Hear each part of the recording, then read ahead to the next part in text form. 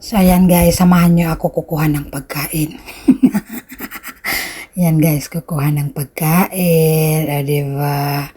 Tingnan mo, maganda ngayong araw kasi meron akong videographer. Ay, inututo ko yung bata para may mag-video sa akin. Sabi ko, halika, samahan mo ako at kukuha tayo ng pagkain. Tingnan mo, sabi ko, pumunta tayo doon sa corner na yun, di pa natin yan napuntahan eh. Kasi lahat ng mga corner na yan guys, yung may mga pagkain yan, iba't ibang klase. Merong Indian food, merong Chinese food. O ayan, yan po yung pinuntahan namin. Kuan ito. Parang Chinese food ito kasi may bihon. O, diba?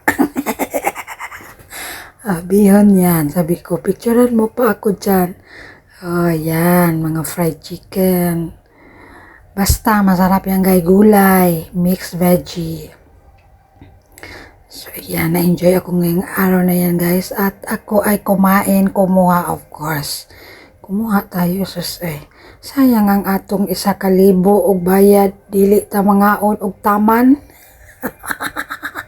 Amagin mo 4 hours kami dyan guys. 4 hours kaya kami nag-upo dyan. So 4 hours ka din kakain. So pwedeng dahan-dahan. Pahinga muna ng 30 minutes. Tapos mamaya kukuha na naman. So sulitin mo yung sobrang 1,000. By table kasi ang reservation yan guys. So hanggang kasi start sila ng alas 12 tapos natapos sila ng alas 4. So doon kami umupo hanggang matapos. So ganun yung buffet nila. O ayan, kumuha rin ako ng prawn. Prawn yan guys. O diba, ang sarap ng prawn nilo.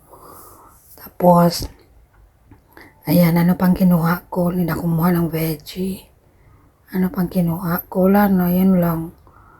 Tapos, saan pa ako pumunta? Ayan lang pala yung kinuha ko. That's all. Good day.